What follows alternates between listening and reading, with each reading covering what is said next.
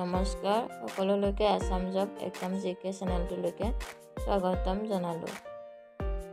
আজিৰ ভিডিঅ' প্ৰথমটো কুৱেশ্যন হৈছে অসমত কেতিয়া চাহৰ আৱিষ্কাৰ হৈছিল? ইয়াৰ উত্তৰ হৈছে 1823 চনত। কুৱেশ্যন নম্বৰ 2, অসমীয়া চাহৰ পিতৃস্বৰূপ কোন? ইয়াৰ উত্তৰ হৈছে sir Alexander Bush. Question number 3, ফিনাপ কি?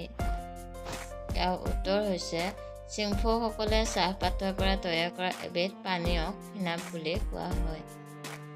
কুৱেশ্যন নম্বৰ 4, অসমত বছৰি কিমান পৰিমাণৰ চাহ উৎপাদিত হয়?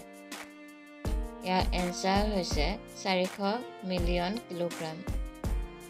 কুৱেশ্যন নম্বৰ 5, গুৱাহাটীৰ চাহ নিলাম কেন্দ্ৰটো কিমান চনত স্থাপন কৰা হয়?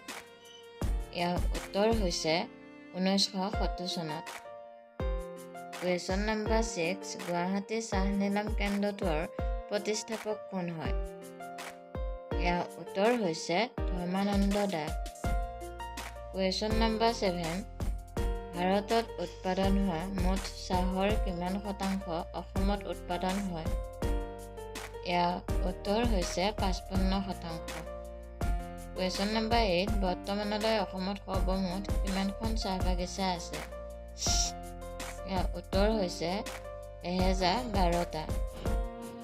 কুৱেশ্যন নম্বৰ 9, অসমৰ প্ৰথম চাহ উদ্যোগটোৰ নাম কি? ইয়াৰ উত্তৰ হৈছে দি আছাম কোম্পানী। কুৱেশ্যন নম্বৰ 10, ভাৰতৰ বৃহত্তম চাহ উদ্যোগ প্ৰতিষ্ঠান কোনটো? ইয়াৰ উত্তৰ হৈছে কাকজান চাহ উদ্যোগ। আজিলৈ ভিডিঅ' ইমানে। ধন্যবাদ।